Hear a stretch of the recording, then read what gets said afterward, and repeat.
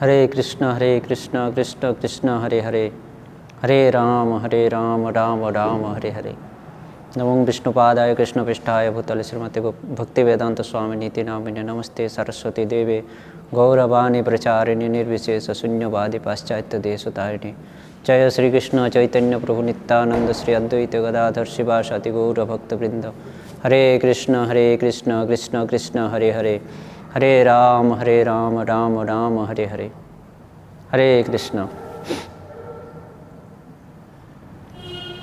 तो आज अत्यंत पवित्र तिथि, अत्यंत पवित्र दिवस है, क्योंकि आज का यह दिवस मकर संक्रांति दिवस है। मकर संक्रांति, संक्रांति किसे कहा जाता है, इसको शास्त्र में बहुत ही अच्छे से वर्णन किया है। शास्त्र में वर्णन किया हुआ है इसका बारे में। संक्रांति किसको कहा जाता है ना, महीने का जो अंतिम दिन है, जिस दिन महीना पूर्ण होता है। 30 दिन का एक महीना होता है, तो ये 30 दिन, महीना का 30 दिन जिस दिन पूर्ण होता है, उसको महीना का 30 दिन जिस दिन पूर्ण होता है, 30वां दिन, उस दिन को कहा जाता है संक्रांति। महीना का पूर्ण, एक महीना का अंत पूर्ण हो गया और दूसरी महीना शुरू हुआ। ये दोनों अंत और शुरू, प्रारंभ, अंत और प्रारंभ के जो संधिक्षण है, ये 2 महीनों का जो संधिक्षण, अंत और प्रारंभ, इसको कहा जाता है संक्रांति। तो हमारे गणना के अनुसार, शास्त्र के अनुसार, पंजिका के अनुसार एक साल में 12 महीना होता है। एक एक महीना का जो अंतिम दिन है उसको उस महीना का संक्रांति कहा जाता है। और प्रत्येक महीने में एक राशि होती है, जैसे मेष, वृष, मकर, कुंभ, इस प्रकार का राशि होता है। तो इस राशि में चंद्र और सूर्य गमन करता है। तो इस चंद्र, सूर्य और चंद्र का एक राशि से दूसरे राशि में गमन करने को कहा जाता है संक्रांति। यानी एक राशि को त्याग करके जब सूर्य देव एक राशि को छोड़कर दूसरी राशि में गमन करते हैं महीने के अंत दिन में, उसको मकर संक्रांति, उसको मकर संक्रांति कहा जाता है। हर महीने में, 12 महीने के हर महीने में संक्रांति आती है और हर महीने में एक एक राशि होती है, मकर, कुंभ इत्यादि अलग अलग राशि होती है। तो सूर्य देव हर महीने के अंत में एक राशि को छोड़कर दूसरी राशि में गमन करते हैं, नए राशि में। तो सूर्य देव को एक राशि से दूसरे राशि के जाने का, गमन करने को कहा जाता है संक्रांति।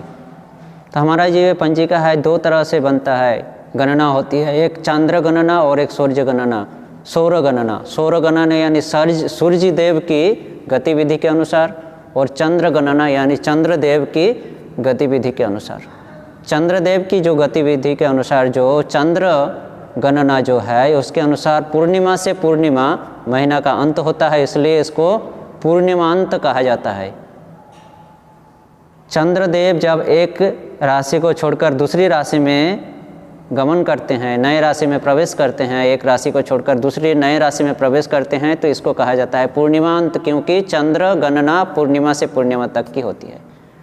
और सौर गणना यानी सूर्य जो गणना है, सूर्यदेव की गति के अनुसार जो गणना है, इसको सौर गणना कहा जाता है। सौर गणना 30 दिन में, जब सूर्यदेव महीने के अंतिम दिन में यानी 30वां दिन में जब एक राशि को छोड़कर एक दूसरी नई राशि में प्रवेश करती है, तो उसको सौर गणना के हिसाब से संक्रांति दिवस कहा जाता है।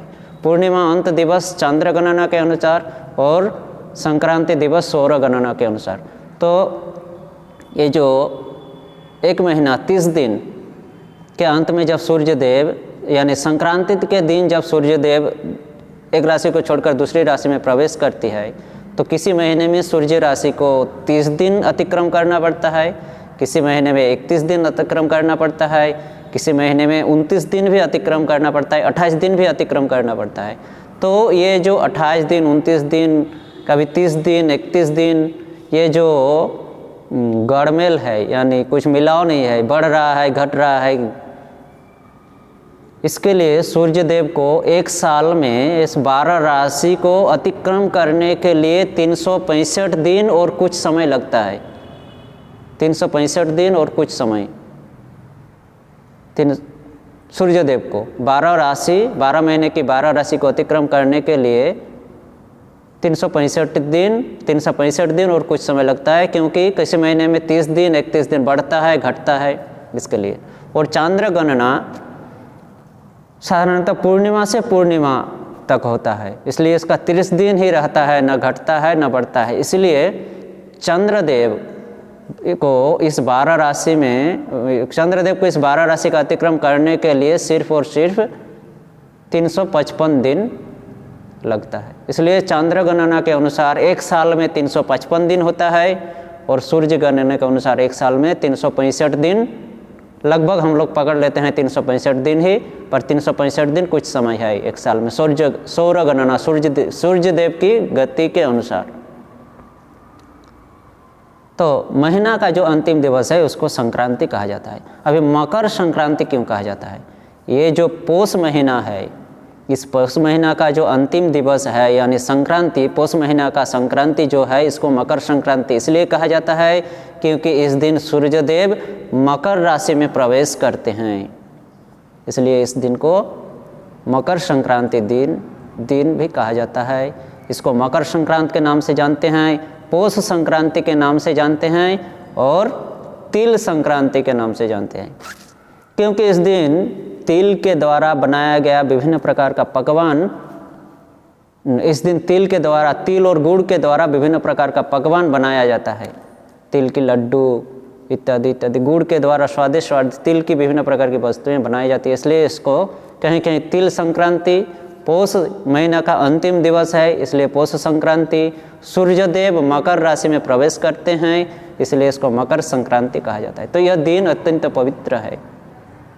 क्यों न, क्योंकि ये जो हमारा एक साल में 12 महीने होते हैं, उसी प्रकार एक साल में 2 आयन होते हैं, उत्तरायण और दक्षिणायन। एक होता है उत्तरायण और एक दक्षिणायन। दक्षिणायन का 6 महीना, उत्तरायण 6 महीना, 12 महीना का 2 आयन। तो दक्षिणायन जो है वो देवताओं का 12 घंटा रात है और उत्तरायण जो है वो देवताओं का 12 घंटा दिन है। यानी हमारा जिस प्रकार 12 घंटा रात होता है, 12 घंटा दिन होता है, स्वर्गलोक में भी देवताओं का 12 घंटा दिन 12 घंटा रात है, परंतु हमारे मर्त्यलोक की गणना के अनुसार उनकी गणना अलग होती है। जब उनका 12 घंटा रात यानी दक्षिणायन बीतता है तो हमारे मर्त्यलोक में हमारे तब 6 महीना बीत जाता है। 6 महीना बीत जाता है हमारे मर्त्यलोक का, तो देवलोक में 12 घंटा रात्रि होता है। 6 महीना बीत जाता है हमारे मर्त्यलोक में, तो देवलोक में 12 घंटा दिन यानी उत्तरायण होता है। 12 घंटा दिन उत्तरायण, हमारे यहाँ 6 महीना बीत जाएगा। 24 घंटे में हमारा एक साल, देवताओं के 24 घंटे में हमारा इधर एक साल बीतता है। तो ये दक्षिणायन जो है देवताओं का 12 घंटा रात्रि है और उत्तरायण जो है देवताओं का 12 घंटा दिन है। तो 12 घंटा रात्रि दक्षिणायन में 6 महीना देवता लोग सोते हैं, स्वर्ग की दरवाज़ा बंद करके सो जाते हैं। जिस प्रकार हम रात में दरवाज़ा बंद करके घर के अंदर विश्राम करते हैं, सोते हैं, उसी प्रकार देवता लोग 12 घंटा रात्रि यानी दक्षिणायन के 6 महीना सोते रहते हैं। स्वर्ग का दरवाज़ा बंद रहता है, वहाँ कोई प्रवेश नहीं कर पाता है। फिर इस पौष महीने के अंत में जब उसका दक्षिणायन समाप्त होता है तो वे लोग जागते हैं। ब्रह्म मुहूर्त उनका, यानी पौष महीना का जो संक्रांति है, ये मकर संक्रांति या पौष संक्रांति, यह देवताओं का ब्रह्म मुहूर्त है। जिस प्रकार हम ब्रह्म मुहूर्त में उठकर नहाते हैं, धोते हैं, भगवान की पूजा अर्चा में लगते हैं, उसी प्रकार देवताओं का यह पौष महीने का संक्रांति ब्रह्म मुहूर्त है। इस समय देवता लोग उठते हैं, जागते हैं 12 घंटा रात्रि के बाद और स्वर्गलोक की जो दरवाज़ा है उसको खोलते हैं। स्वर्ग यानी आज के दिन स्वर्ग का दरवाज़ा खुलेगा और आज से उत्तरायण प्रारंभ होगा। दक्षिणायन और उत्तरायण का संधिक्षण दिवस है यह अत्यंत ही पवित्र दिवस है। तो इसलिए इस दिन हमें खास करके भगवान की सेवा भगवान की आराधना में, भगवान के चिंतन में लगा रहना चाहिए। क्यों? क्योंकि इस दिन अगर हम गलत कामों में लगे रहेंगे, विभिन्न प्रकार के भौतिक क्रियाकलापों में लगे रहेंगे, इंद्रिय तृप्ति में लगे रहेंगे, तो देवता लोग हमें विभिन्न प्रकार का क्लेश प्रदान करेंगे। ठीक इसका उदाहरण स्वरूप मान लीजिए एक पिता बाहर काम करते हैं और अपना परिवार अपने गांव में रहते हैं, परिवार बच्चे सब गांव में रहते हैं। वह पिता जब अपने परिवार मतलब घर लौटते हैं 4 महीने 6 महीने के बाद, बहुत दिनों के बाद कर्म क्षेत्र से जब गांव आते हैं, तो सोचते हैं, बहुत आनंद अनुभव करते हुए आते हैं कि हमारा परिवार, इतना दिन के बाद मिलूँगा तो हमारा परिवार इस प्रकार रह रहे हैं, हमारा परिवार विभिन्न प्रकार का सुचिंता करेंगे, अच्छी चिंता करेंगे, हमारे बच्चे अच्छा पढ़ लिख रहे हैं, अच्छे से पढ़ लिख रहे हैं, हमारा परिवार जो है बहुत अच्छे से परिवार को संभाल रहे हैं, बहुत अच्छे से जो हम अर्थ भेज रहे हैं उसका सदुपयोग कर रहे हैं। इस प्रकार का विभिन्न प्रकार का सत चिंता करते हुए वो पिता घर गांव की ओर लौटते और आकर जब देखते हैं कि उसकी परिवार जो वह चिंता कर रहा था उसका विपरीत, उसका जो बच्चा है वह पढ़ाई लिखाई नहीं करता है, स्कूल नहीं जाता है, पढ़ाई लिखाई नहीं करता है, मतलब विभिन्न प्रकार का कुकर्म कर रहा है, उसका परिवार भी अर्थ को अनुपयोग कर रहा है, व्यर्थ के खर्चा कर रहा है। इस प्रकार जब वो आकर देखते हैं तो क्या होते हैं, नाराज होते हैं, दुखी होते हैं। एक बच्चे दूसरे बच्चे से, भाई भाई से, भाई बहन से, भाई भाई से झगड़ रहे हैं। इस प्रकार जब वो पिता आकर देखते हैं तो उसकी सारी सोच समाप्त हो जाती है, वो नाराज हो जाते हैं। उसी प्रकार देवता लोग अगर इस 6 महीने सोए हुए थे, 12 घंटा रात्रि उनका देवलोक का, हमारा 6 महीना, अभी 6 महीना के बाद जब वो स्वर्ग का दरवाज़ा खोले और उस समय अगर हमें देखें कि हम विभिन्न प्रकार के भौतिक इंद्रिय सुखों में फंसे हुए हैं, जुआ खेलना, मांस मछली इत्यादि भक्षण करना, आसव यानी मादक द्रव्य पान करना, असत्संग करना, विभिन्न प्रकार की बुरी कर्मों में अगर हमको फंसे हुए देखें तो वह हमें हमारे प्रति नाराज होकर, क्रोधित होकर वह हमें विभिन्न प्रकार का क्लेश, जो कि आधिदैविक, आधिभौतिक और आध्यात्मिक 3 प्रकार का जो क्लेश है, वह आधिदैविक क्लेश के द्वारा हमें, आधिदैविक क्लेश हमें प्रदान करेंगे। और इसका ज्वलंत उदाहरण अगर हम लेना चाहें तो यह कोविड-19 यानी कोरोना वायरस इसका ज्वलंत उदाहरण है। इसका प्रत्यक्ष प्रमाण हमारे सामने है, ज्वलंत उदाहरण कोरोना वायरस का प्रकोप, जिसको आज भी हम जिसको झेल रहे हैं, यह और कुछ नहीं, यह सिर्फ और सिर्फ हमारा कुकर्म का फल है। जिस प्रकार से हम कुकर्म कर रहे हैं, किए हैं, उसका फल हमें भुगतना पड़ रहा है, कोरोना वायरस। तो इस प्रकार से विभिन्न प्रकार के क्लेशों के माध्यम से देवता लोग हमें पीड़ित करेंगे और हम उस दुखों को अनुभव करेंगे। तो इसलिए इस शुभ दिन, शुभ मुहूर्त के समय हमें भी ब्रह्म मुहूर्त में उठकर, भक्त लोग जो है वे लोग तो जग जाते हैं ब्रह्म मुहूर्त में हर रोज़ और भगवान की सेवा, पूजा इत्यादि, नाम जप इत्यादि में लगे जाते हैं। तो जो लोग भगवान भक्त नहीं है, इस प्रकार नहीं करते हैं, तो उन लोगों को भी इस दिन, इस मकर संक्रांति के दिन सुबह सुबह ब्रह्म मुहूर्त यानी सूर्योदय से 1.5 घंटा पहले यानी 96 मिनट 96 मिनट पहले का समय, सूर्योदय से 96 मिनट 96 मिनट पहले के समय को ब्रह्म मुहूर्त कहा जाता है। इस समय प्रत्येक व्यक्ति, प्रत्येक मनुष्य को उठकर, ब्रह्म मुहूर्त में उठकर, नहा धोकर, शुद्ध वस्त्र पहनकर भगवान की सेवा, भगवान की आराधना, भगवान का नाम जप, उनकी लीला श्रवण, पाठ ग्रंथ इत्यादि पाठ करना चाहिए। जब देवता लोग इस प्रकार से हम इन कर्मों में जब लिप्त देखेंगे, भगवान की सेवाओं में जब लिप्त देखेंगे, तो देवता लोग अत्यंत खुशी होंगे, बोलेंगे कि चलो ये लोग सभी अपने अपने सुकर्मों में लगे हुए हैं, अतः हमें कोई चिंता नहीं है, वो अत्यंत खुशी होंगे और हमें शुभ फल प्रदान करेंगे। तो अगर हम सुखी होना चाहते हैं, वास्तविक रूप से हम अपने जीवन में शुभ फल प्राप्त करना चाहते हैं, तो हमें इन उत्सवों को वैदिक प्रथा के अनुसार, यानी वेदों में, शास्त्रों में जिस प्रकार बताया गया है उस प्रकार सभी उत्सवों को पालन करना चाहिए।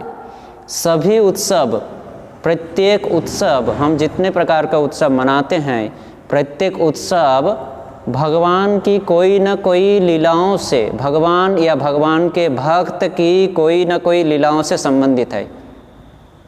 भगवान या तो भगवान का भक्त, उनके कोई न कोई लीलाओं के, मधुर लीलाओं के साथ संबंधित है, जड़ित है। इसलिए इन उत्सव को शास्त्र के नियम के अनुसार हमें पालन करना चाहिए। इस उत्सव को पालन करने के समय, पालन करने से पहले उसका जो व्याख्या, उसका जो तात्पर्य है, उसकी जो महिमा है, उसको जानना चाहिए। तभी हम इस उत्सव को हमारे जीवन में शुभ रूप में उतार पाएंगे। तो उसी प्रकार मकर संक्रांति के दिन भी हमें इस प्रकार का गलत कर्मों में न फंसकर, जो आज हम देखते हैं भौतिक जगत में, मकर संक्रांति के दिन क्या करते हैं, मकर संक्रांति के नाम पर दुकानों में जाकर, कसाई खानों में जाकर अच्छे अच्छे मांस खरीद कर लाते हैं। मछली बड़े बड़े चुन चुन कर पकड़ कर लाते हैं तालाब से और उनकी हत्या करके भक्षण करते हैं। दारू पीते हैं, विभिन्न प्रकार के नशीली वस्तुएं पीते हैं, एक दूसरे को छेड़ते हैं, एक दूसरे के ऊपर अत्याचार करते हैं, चोरी डकैती, छिनताई, खून, कितने तरफ के बुरी बुरी कर्मों में हम, बुरे बुरे कर्म हमें दिखाई मिलता है इस भौतिक जगत में।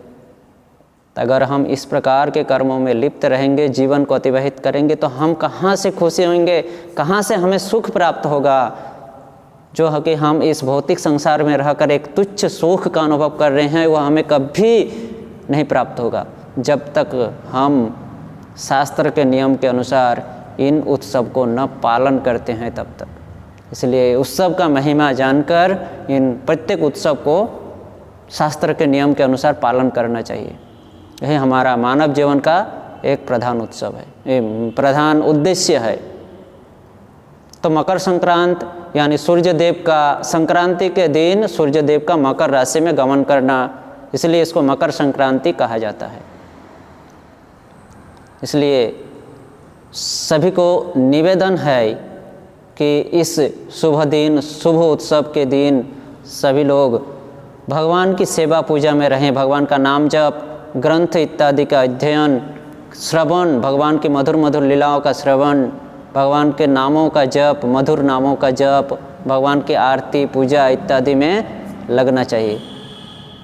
भगवान का आरती करना, भगवान का आरती दर्शन करना, भगवान का नाम जप करना, नामों का जप करना, भगवान के मधुर मधुर लीलाओं का श्रवण करना, पाठ करना इत्यादि सुकर्मों में लिप्त रहना चाहिए। मांस, मछली, दारू, मदिरा के पीछे नहीं पड़ना चाहिए, तभी हम जीवन में सुखी हो पाएंगे। तो इस प्रकार से हम मकर संक्रांति को समझे, बहुत ही पवित्र दिवस है यह, और शास्त्र के नियम के अनुसार इसका पालन करना चाहिए। जिस प्रकार हम श्रवण किए, ब्रह्म मुहूर्त में जागना, नहा धोकर भगवान की सेवाओं में लिप्त होना। दूसरी ओर इस दिन को भीष्म प्रयाण दिवस, भीष्म प्रयाण दिवस कहा जाता है। क्यों? इस दिन महाभारत के जो भीष्म पितामह थे, इस दिन वो प्रयाण किए थे, यानी शरीर छोड़े थे, शरीर छोड़कर वो स्वर्गलोक को गमन किए थे। तो ये भीष्मदेव कौन थे? ना भीष्मदेव थे अष्टवसु का एक वसु द्यू, जिनका नाम था द्यू। द्यू नामक वसु थे यह भीष्मदेव। अष्टवसु है स्वर्गलोक में, अष्टवसु है। दक्ष की कन्या वसु के 8 पुत्र, अष्टपुत्र यानी 8 पुत्र ही 8 वसु है, जिनका नाम है धर, ध्रुव, सोम, अनिल, अनल, प्रत्युष्य, प्रभास और 8वां नंबर है द्यू। धर, ध्रुव, सोम, अनिल, अनल, प्रत्युष्य, प्रभास और 8वां है द्यू। द्यू है 8वां नंबर, वसु 8वां वसु, और ये द्यू ही भीष्म पितामह के रूप में इस मर्त्यलोक में आए। तो ये लोग स्वर्गलोक से मर्त्यलोक क्यों आए? मैं अभी कहा कि विभिन्न प्रकार, अगर हम कुछ कुकर्म करते हैं, अपना इंद्रिय सुख का कुछ कर्म करते हैं, तो हमें कष्ट भुगतना पड़ता है। तो द्यू स्वर्गवासी होकर, अष्टवसु होकर, स्वयं धर्मराज का पुत्र होकर, धर्मराज और दक्ष की कन्या वसु, धर्मराज और दक्ष की कन्या वसु का पुत्र होकर भी ये द्यू कौन ऐसा गलत काम किया जिसके कारण उसको स्वर्गलोक को त्याग कर मर्त्यलोक में आकर इतना कष्ट झेलना पड़ा? सर के, हम जानते हैं कि सर के ऊपर शयन किए थे ये द्यू, क्यों इतना कष्ट झेला? तो क्या हुआ था, ये अष्टवसु यानी 8 वसु जो है अपने अपनी पत्नियों के साथ एक बार वशिष्ठ मुनि के आश्रम में गए थे। वशिष्ठ मुनि का आश्रम, उस तपोवन का सौंदर्य उपभोग करने के लिए। तो सभी अपने पत्नी के साथ गए थे 8 वसु। द्यू भी अपने पत्नी के साथ गए थे, अपने भाइयों के साथ अपने पत्नी को लेकर। तो द्यू की पत्नी जो थी ये बहुत ही लालची थी, बहुत ही लालची और बहुत ही नीच स्वभाव की थी, यानी बहुत ही हठीली थी, हठीली स्वभाव की थी। उसको अगर कुछ चीज़ अच्छा लग गया तो चाहिए, उसको चाहिए, ताकि कुछ भी हो जाए उसको वो चीज़ चाहिए, ताकि उसको पति को प्राण भी देना पड़े, लेकिन उसको वो चीज़ चाहिए। तो इसलिए बांग्ला में कहा जाता है, परिवार सुखी है रमणीर गुणे। रमणी यानी स्त्री, यानी स्त्रियों का गुण अगर अच्छा होता है, रमणी का गुण अगर अच्छा होता है तो परिवार सुखी होता है। द्यू की पत्नी ऐसी ही स्वभाव की थी, हठीली थी। तो वशिष्ठ मुनि के आश्रम में एक विशेष प्रकार का गाय था जिसका नाम था कामधेनु, जो कि सुरभि की पुत्री थी। नंदिनी, कामधेनु, ये सब सुरभि की पुत्री है, कन्या है, सुरभि की कन्या। तो सुरभि की पुत्री है कामधेनु, वशिष्ठ मुनि के आश्रम में थे। और इस कामधेनु गाय की एक विशेषता यह थी कि इसके सामने जो भी कामना किया जाता था वो तुरंत उस कामना का फल प्रदान करते थे।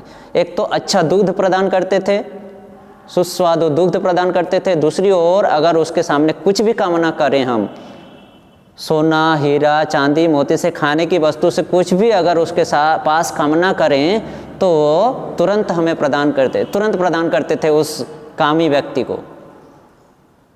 ये विशेषता थी। तो इस गुण को जब सुनी ये द्यू की पत्नी तो आसक्त हो गई उस कामधेनु गाय के प्रति और अपने पति द्यू को हठ करने लगे कि ये गाय हमें चाहिए। द्यू बहुत समझाने लगे कि देखो ये मुनि का गाय है, यह हम नहीं ले सकते हैं, नहीं आप इसको चोरी करके लेके चलो। बोला हम चोरी नहीं कर सकते हैं, हम स्वर्गवासी है और एक मुनि के आश्रम से हम कैसे चोरी करेंगे? ये भगवान का भक्त है, भगवान के सेवक है, मुनि है, नहीं चोरी कर सकते। नहीं हमें चाहिए, वो गाय हमें चाहिए। अरे वो तो मुनि है, उसको क्या ज़रूरत है इस गाय का? वो तो ज़्यादा खाते पीते भी नहीं है और उनको धन दौलत का भी ज़रूरत नहीं है। उन तो भगवान की तपस्या में मग्न रहते हैं, उसको क्या ज़रूरत है इस प्रकार का एक गाय? इससे अच्छा है हमारे यहाँ आएंगे तो हम उससे विभिन्न प्रकार की वस्तुएं प्राप्त करेंगे। लालच बहुत ही खराब होता है। लालच हमें बहुत ही नीचे गिरा देती है। लालच, अहंकार हमें बहुत नीचे गिरा देती है। तो ये हुई द्यू पत्नी की लालच, वो गाय चाहिए। द्यू अभी पत्नी है, उसको अगर संतुष्ट ना करें तो विभिन्न प्रकार के कुकर्म कर सकते हैं, मतलब कोई कुछ भी कर सकती है, वो सुसाइड भी कर सकती है, प्राण विसर्जन दे सकती है।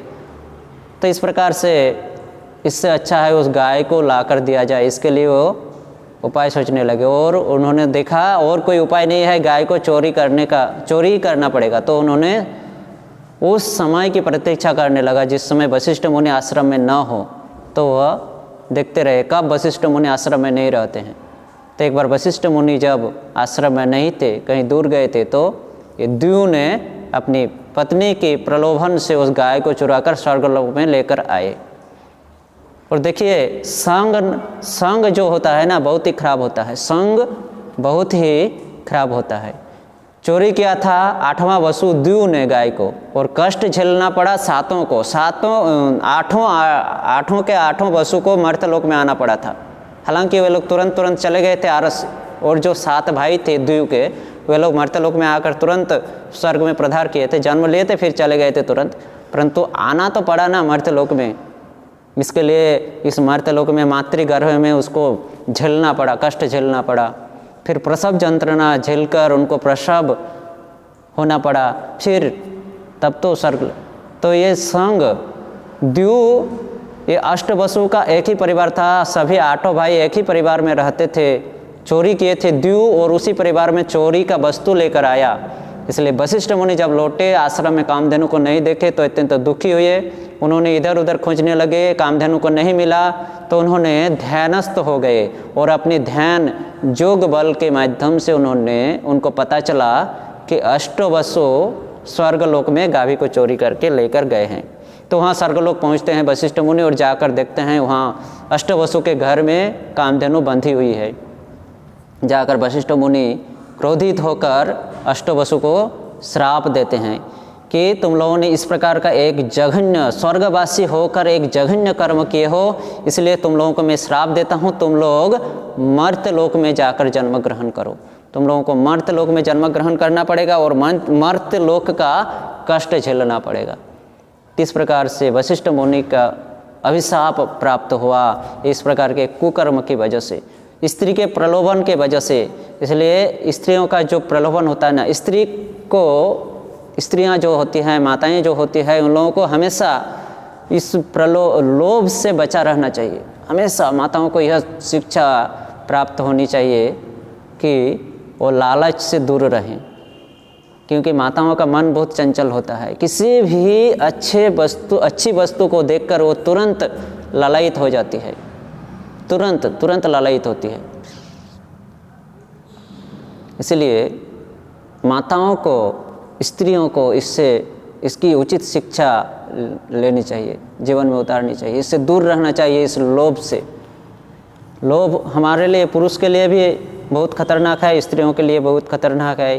परंतु स्त्री का स्वभाव ज़्यादा चंचल है, इसलिए वो कंट्रोल नहीं कर पाती है, और इसका कष्ट तुरंत उनको भुगतना पड़ता है।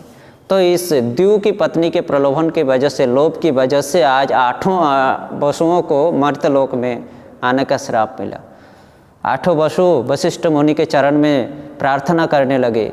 वो 7 भाई कह रहे हैं, हे महात्मा, हम लोग तो चोरी नहीं किए, द्यू ने चोरी किए हैं, तो द्यू को ये शास्ति मिलना चाहिए, हम लोग को क्यों दे रहे हैं? तो वशिष्ठ मुनि वही बताए कि जे चोरी तो किए वो द्यू, हमें पता है अच्छे से, परंतु चोरी का सामान तुम सबके परिवार में आया, तुम सब ने उनका इनकार नहीं किया, इसलिए उसके साथ साथ तुम लोगों को भी कष्ट भोगना पड़ेगा। परंतु एक उपाय है, तुम 7 भाई इस कर्म को किए नहीं थे, सिर्फ लिप्त हुए हो इस कर्म के साथ, इसलिए तुम 7 को मर्त्यलोक में जाना तो पड़ेगा, लेकिन जाकर तुम लोग तुरंत फिर स्वर्गलोक में आ जाओगे। परंतु ये द्यू, जो कि एक साधारण स्त्री की प्रलोभन से इस प्रकार का एक कुकर्म किया, इसलिए इसको मर्त्यलोक में रहकर विभिन्न प्रकार का कष्ट सहन करना पड़ेगा, झेलना पड़ेगा। इस प्रकार के अष्टवसु इस मर्त्यलोक में आए, किसका पुत्र बनकर? शांतनु मुनि और माँ गंगा माता और शांतनु मुनि की पुत्र बनकर ये अष्टवसु आते हैं। किस प्रकार माँ गंगा और शांतनु मुनि का पुत्र किस प्रकार बने ना? शांतनु मुनि, ये जो भगवान ये जो लीलाएं किए हैं विभिन्न, इसलिए भगवान की लीलाओं को क्रीड़ा कहा जाता है। ये एक ठीक ड्रामा, जैसे हम एक ड्रामा नाटक का प्रस्तुति करते हैं, भगवान ठीक अपनी लीलाओं को हमें समझाने के लिए, हमें उनके प्रति आकर्षित करने के लिए, जत्श्रुत्वा तत्परो भवेत करने के लिए भगवान विभिन्न प्रकार की क्रीड़ाओं को बहुत सुंदर से सजाते हैं, प्रस्तुत करते हैं एक नाटक के जैसा, ताकि हम उसके प्रति आकर्षित हों। तो भगवान इस प्रकार से ड्रामा सेटिंग करके रखते हैं। कभी कभी हम सोचते हैं अरे ऐसा क्यों, ऐसा नहीं होना चाहिए था, भगवान है ऐसा क्यों किया? नहीं, ये भगवान की जो लीलाएं हैं ना, ये हमें शिक्षा देने के लिए होती है। किस प्रकार से ड्रामा, इस नाटक को सजाए हैं भगवान, किस प्रकार से अष्टवसु, किस प्रकार से शांतनु मुनि और माँ गंगा का मिलन होता है और किस प्रकार से अष्टवसु उनका पुत्र बन के आता है उन दोनों का। तो शांतनु मुनि एक दिन वन भ्रमण कर रहे थे, वन में वनगमन किए थे, वहाँ भ्रमण कर रहे थे, सौंदर्य को उपभोग कर रहे थे वन की।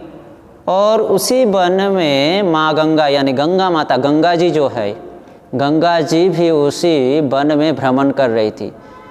तो अकेली घने जंगल में अकेली एक कुमारी बालिका को देखकर शांतनु मुनि उस बालिका के पास जाकर पूछती है, हे बालिके, आप कौन हो, कहाँ से आई हो और क्यों आई हो, इस घने जंगल में अकेले किस उद्देश्य से भ्रमण कर रही हो। तो माँ गंगा बताती है कि मैं गंगा हूँ, मैं इस वन का सौंदर्य उपभोग करने के लिए यहाँ आया हूँ और कोई उद्देश्य नहीं है। इस वन का सौंदर्य उपभोग करने के लिए मैं यहाँ भ्रमण कर रही हूँ, मेरे आने का उद्देश्य यही है।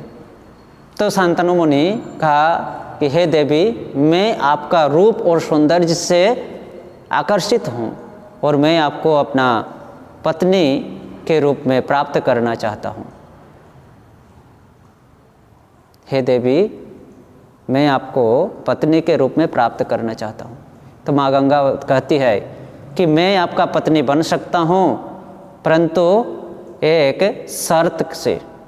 शांतनु मुनि कहते हैं क्या शर्त है न, शर्त यह है कि विवाह के बाद मैं जो भी कर्म करूँगा, जो भी कार्य करूँगा, तुम उसमें बाधा नहीं देना, तुम उसको, मेरे उस कर्म को रोकना नहीं। अगर तुम रोक दिया तो उसी समय मैं तुमको छोड़कर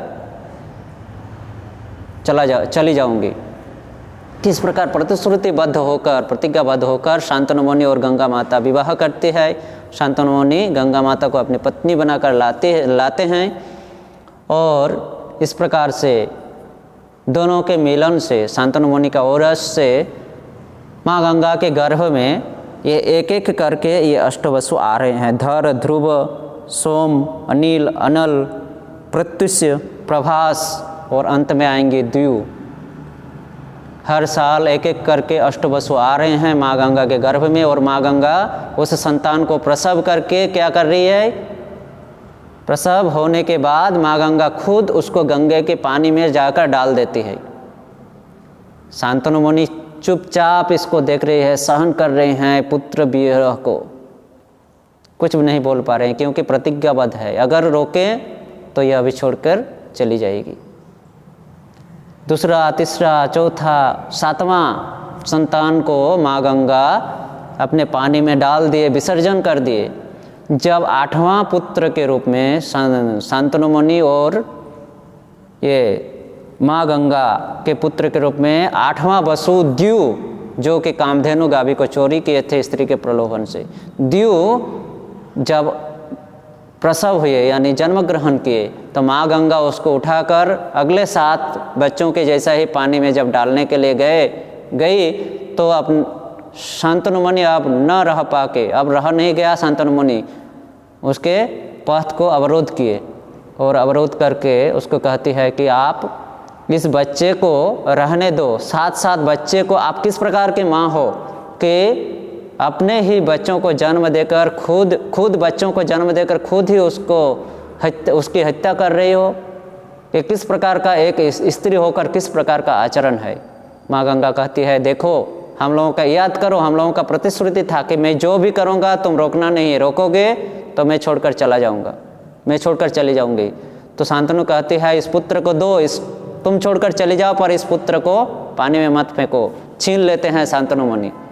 माँ गंगा कहती है कि देखो, मैं तुमको छोड़कर, तुम अभी मेरे इस कर्म को रोके हो, इसलिए प्रतिश्रुति के अनुसार मैं तुमको छोड़कर जा रही हूँ, परंतु एक बात कि यह पुत्र, यह संतान बहुत ही छोटे हैं और यह इस छोटे उम्र से मातृवियोग को किस प्रकार से सहन कर सकते हैं, माँ के बिना कैसे रह सकते हैं। इसलिए मैं तुमको वचन देता हूँ, माँ गंगा कहते हैं मैं तुमको वचन देता हूँ, मैं तो अभी साथ में इस पुत्र को लेकर जाऊँगा, इसको मारूँगा नहीं, मैं इसको लालन पालन करूँगा, मैं इसकी लालन पालन करूँगी, इसको बड़ी करूँगी, फिर यह जब उपयुक्त हो जाएगी, उचित शिक्षा से सुशिक्षित हो जाएगी, तो मैं वचन देता हूँ तुम्हारे पुत्र को मैं तुम्हारे पास लौटा दूंगा। इस प्रकार से शांतनु मुनि को वचन देती है माँ गंगा, और उस पुत्र को शांतनु मुनि से लेकर वहाँ से अंतर्धान हो जाती है माँ गंगा। पत्नी और पुत्र के वियोग से उस दिन की अपेक्षा करने लगते हैं शांतनु मुनि कि कब सुयोग्य पुत्र उसके पास लौटकर आए। तो उचित समय उचित दिन में माँ गंगा अपने वचन के अनुसार शांतनु मुनि को अपना पुत्र लाकर लौटाते हैं। उस समय यह पुत्र शांतनु मुनि और माँ गंगा के यह पुत्र बड़े हो जाते हैं, उचित शिक्षाओं को लाभ करते हैं, विभिन्न प्रकार के शिक्षाओं, विभिन्न प्रकार की कलाओं को सीखकर वो शांतनु मुनि के पास आते हैं। और शांतनु मुनि इसका नाम रखते हैं देवव्रत। भीष्म पितामह का बचपन का नाम यानी माता पिता के द्वारा दिया गया नाम, शांतनु मुनि के द्वारा दिया गया नाम था देवव्रत। तो देवव्रत को पिछली की बातें याद थी, स्त्री के प्रलोभन से किस प्रकार उसको प्रलोभन के कारण किस प्रकार मर्त्यलोक में आना पड़ा, कष्ट, मर्त्यलोक का कष्ट सहन करना पड़ रहा है, यह बात याद थी। इसलिए उन्होंने कौमार अवस्था में ही भीषण यानी कठिन भीषण प्रतिज्ञाबद्ध किए कि मैं द्वार परिग्रह नहीं करूँगा, यानी मैं विवाह नहीं करूँगा स्त्री के साथ, मतलब विवाह नहीं करूँगा, स्त्री ग्रहण नहीं करूँगा। इस प्रकार का कठिन भीषण प्रतिज्ञाबद्ध कौन कर सकते हैं? कौमार अवस्था में ही देवव्रत इस प्रकार भीषण प्रतिज्ञाबद्ध हुए थे, इसलिए उनका नाम पड़ा भीष्म। और पिताओं में महान थे वे, पिताओं में महान थे भीष्म, इसलिए उनको भीष्म पितामह, पिताओं के जो महान है श्रेष्ठ है, इसलिए उनको भीष्म पितामह। भीषण प्रतिज्ञाबद्ध करने के कारण भीष्म, और पिताओं में महान होने के कारण उनको भीष्म पितामह के नाम से हम जानते हैं। तो वही शांतनु और माँ गंगा के पुत्र अष्टवसु का द्विवसु, जिन्होंने वशिष्ठ मुनि के कामधेनु को चोरी किए थे, भीष्म पितामह के रूप में महाभारत के युद्ध में जो वर्णन मिलता है हमें गीता महाभारत में, वही द्यु अष्टवसु ही भीष्म पितामह, देवव्रत भीष्म पितामह के रूप में विराजमान है, या हम जानते हैं भीष्म पितामह को। इस प्रकार से भीष्म पितामह का परिचय है। तो 18 दिन का युद्ध चला था, हम जानते हैं महाभारत का युद्ध, कौरव और पांडवों के बीच का युद्ध 18 दिन तक चला था। तो यह युद्ध जब 10वां दिन तक का हुआ, उस दिन भगवान श्री कृष्ण ने अर्जुन को निर्देश दिए, और अर्जुन ने भगवान श्री कृष्ण के निर्देश के अनुसार 10वें दिन के दिन भीष्म पितामह भीष्म को तीर के द्वारा धराशायी किए, तीरों के द्वारा, बाणों के द्वारा धराशायी किए। इतने बाण मारे अर्जुन कृष्ण के निर्देश से ही किए थे कि उनका शरीर जब धरती में गिरा तो वो मिट्टी को स्पर्श नहीं किया। भीष्म पितामह का जब सर भेद होकर उनका शरीर जब गिरा पृथ्वी पर तो मिट्टी को स्पर्श नहीं किया, इतना तीर उसके शरीर में बिंधा हुआ था, वो सर के ऊपर शायित था, इसलिए सरसज्जा कहा जाता है। भीष्म पितामह सरसज्जा में सरसज्जाशायी हो गए भीष्म पितामह 10वें दिन, 18 महाभारत के युद्ध के 10वें दिन तक, और वह 56 दिन तक इस सर यानी तीर की सज्जा में शायित थे, शयन किए हुए थे।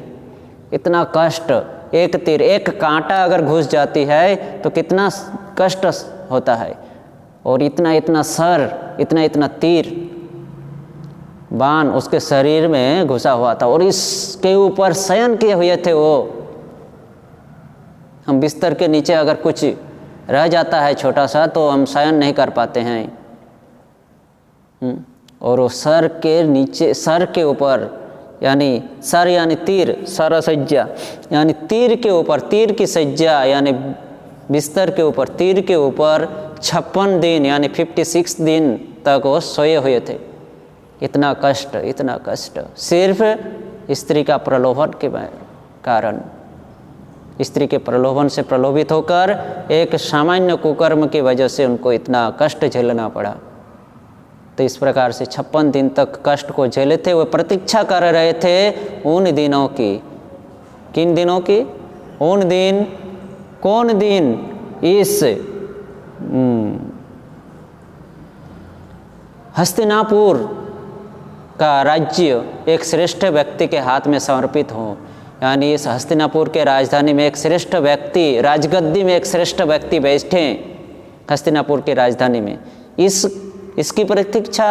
और दूसरी प्रतीक्षा क्या थी ना, जिस समय वो धराशायी हुए थे तीर के द्वारा, अर्जुन के तीर के द्वारा वो धराशायी हुए थे भीष्म, उस समय देवताओं का 12 घंटा रात्रि यानी दक्षिणायन चल रहा था। तो भीष्म पितामह यह सोच रहे थे, भीष्म पितामह को इच्छा मृत्यु, हाँ वशिष्ठ मुनि उस समय द्यू को कहते कि तुमको रहकर वहाँ कष्ट झेलना पड़ेगा, लेकिन तुम इच्छा मृत्यु, मैं तुमको यह वर देता हूँ कि तुम इच्छा मृत्यु ग्रहण कर सकते हो। जिस दिन तुमको इच्छा होगा उसी दिन तुम मृत्यु वरण करके स्वर्गलोक में लौट सकते हो, परंतु तुमको वहाँ कष्ट झेलना पड़ेगा। इच्छा मृत्यु का वर प्रदान किए थे भीष्म पितामह को, द्यू को। इच्छा मृत्यु का वर था पूर्व जन्म का। वो इच्छा मृत्यु वरण कर सकते थे, परंतु नहीं कर रहे थे, क्योंकि अभी दक्षिणायन चल रहा है, अभी देवता लोग सो रहे हैं और स्वर्ग का दरवाजा बंद है। भीष्म पितामह को मृत्यु वरण करके कहाँ जाना है? स्वर्गलोक में जाना है, उनका घर स्वर्गलोक। तभी स्वर्गलोक में वो जाएंगे कैसे? अभी तो दक्षिणायन है, स्वर्ग की देवता दरवाजा बंद करके, द्वार बंद करके सो रहे हैं। इसलिए प्रतीक्षा कर रहे थे कि कब देवताओं का 12 घंटा, ये रात्रि समाप्त होगा, ब्रह्म मुहूर्त आएगा यानी उत्तरायण आएगा और स्वर्ग का दरवाजा खोलेगा। उसी समय में यह शरीर अपना प्राण त्याग करके मर्तलोक को छोड़कर स्वर्गलोक जाऊंगा। और पहला कारण, ये दूसरा कारण, और पहला कारण था कि ये हस्तिनापुर की राजधानी के राजगद्दी में एक श्रेष्ठ व्यक्ति आकर बैठे, इसकी प्रतीक्षा। कृष्ण सभी को अच्छी तरह से सजा कर रखे हैं इन लीलाओं को, ताकि हम आकर्षित हों उसके प्रति, आनंद अनुभव कर सकें उसको सुनकर, उनको पढ़कर। भगवान श्री कृष्ण इसी दिन, ये मकर संक्रांत के दिन रात में पंचपांडव, द्रौपदी, माता कुंती को लेकर भीष्म पितामह के पास जाते हैं। दिन में राज्याभिषेक होता है युधिष्ठिर जी का, राज सिंहासन में बैठते हैं, और रात को भगवान श्री कृष्ण सब को लेकर भीष्म पितामह के पास जाते हैं, क्योंकि भगवान श्री कृष्ण का इच्छा था कि एक सत व्यक्ति, एक महान भक्त, एक महान व्यक्ति के माध्यम से सत उपदेश प्रदान करना। ये भगवान के जो शुद्ध भक्त होते हैं आचार्य, ये भीष्मदेव कौन थे? 12 महाजनों में से एक महाजन हम मानते हैं भीष्मदेव को। 12 महाजन है जिन्होंने हमें सत उपदेश प्रदान किए हैं, उनमें से एक महाजन है भीष्म पितामह। उन्होंने पंच पांडव को, युधिष्ठिर को, पंच पांडव को सत उपदेश प्रदान किए थे। भगवान श्री कृष्ण का इससे क्या शिक्षा मिलती है? ये जो है ना, ये वृत्त अंकन की प्रणाली है। जिस प्रकार एक बिंदु को माध्यम बना के, एक केंद्र बिंदु को माध्यम बना के हम वृत्त अंकन करते हैं, तभी हम सुरक्षित वृत्त अंकन कर पाते हैं, गोलाकार एक केंद्र बिंदु को माध्यम बनाकर। उसी प्रकार उचित शिक्षा प्रदान करने के लिए, सत उपदेश प्रदान करने के लिए कुछ उचित माध्यम होना चाहिए। इसलिए पंच पांडव को माध्यम बनाकर भगवान श्री कृष्ण भीष्म पितामह के द्वारा हमें उपदेश प्रदान करवाते हैं। यह पंच पांडव कोई साधारण हमारे जैसे कामुक साधारण व्यक्ति नहीं थे कि उनको सत उपदेश प्रदान करना है, जिनके साथ हमेशा भगवान श्री कृष्ण थे। भगवान श्री कृष्ण उनको सत उपदेश प्रदान करते थे, परंतु एक महान भक्त के माध्यम से सत उपदेश प्रदान करना है। हम अमृतवासी इस कामुक कामी हम जैसे व्यक्तियों के लिए माध्यम बनाए पंच पांडव को, और भीष्म पितामह के द्वारा सत उपदेश प्रदान करें।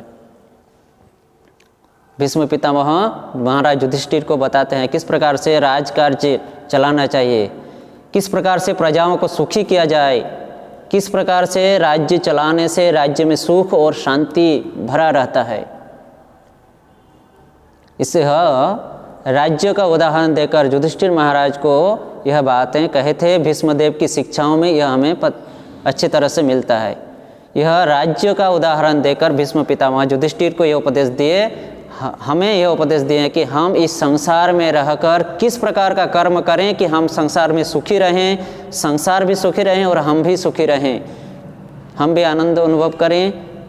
इस प्रकार का उपदेश प्रदान किए हैं भीष्म पितामह। और इस समय इस सत उपदेश प्रदान करके भीष्म पितामह इस शुभ मुहूर्त को देखकर, शुभ समय, शुभ मुहूर्त, उत्तरायण, दक्षिणायन और उत्तरायण का संधिक्षण यानी दक्षिणायन का अंत और उत्तरायण का आरंभ, इस संधिक्षण, इस शुभ मुहूर्त को देखकर भगवान श्री कृष्ण को, श्री कृष्ण के मुखमंडल को देखते हुए, भगवान श्री कृष्ण के चरण कमलों को हृदय में धारण करते हुए, मुखमंडल को दर्शन करते हुए, भगवान श्री कृष्ण का स्मरण करते हुए भीष्म पितामह इच्छा मृत्यु वरण करते हैं। 56 दिन की सरसज्जा में रहकर आज यानी मकर संक्रांति के दिन इस शुभ मुहूर्त में इच्छा मृत्यु को वरण करके भीष्मदेव स्वर्गलोक लौटते हैं। इसलिए इस दिवस को, इस पौष संक्रांति, मकर संक्रांति दिवस को भीष्म प्रयाण दिवस के नाम से भी हम जानते हैं। भीष्मदेव इस दिन प्रयाण यानी शरीर छोड़कर स्वर्गलोक में गमन किए थे। अत्यंत पवित्र दिन है, इसलिए हमें इस दिन को अत्यंत सावधानी के साथ पालन करना चाहिए। भगवान की सेवा पूजा में बिताना चाहिए। सेवा पूजा, उनके नाम जप, उनका कथा श्रवण इत्यादि में बिताना चाहिए। भौतिक कार्यों में लिप्त नहीं रहना चाहिए, तभी हम सुखी बन सकते हैं। हम जो सुख का अनुभव कर रहे हैं, हम सुखी तभी हो सकते हैं जब हम इस प्रकार से इस उत्सव को पालन करेंगे। तो इसके लिए इस प्रत्येक उत्सव को मनाने से पहले प्रत्येक उत्सव का जो भगवान की लीलाओं के साथ संबंधित है, उनके भक्तों के साथ संबंधित है, उनको हमें श्रवण करना चाहिए, उनकी महिमाओं का श्रवण करना चाहिए। तभी हम इन उत्सव को अच्छे से मना सकते हैं और तभी हम अपने जीवन में सुख और शांति को प्राप्त कर सकते हैं। तो चलिए आज हम लोग मकर संक्रांति, पौष संक्रांति और भीष्म प्रयाण दिवस के इस कथा को यहीं पर विराम देते हैं हरे कृष्ण महामंत्र के माध्यम से। हरे कृष्ण कृष्ण कृष्ण हरे हरे, हरे राम राम राम हरे हरे। हरे कृष्ण।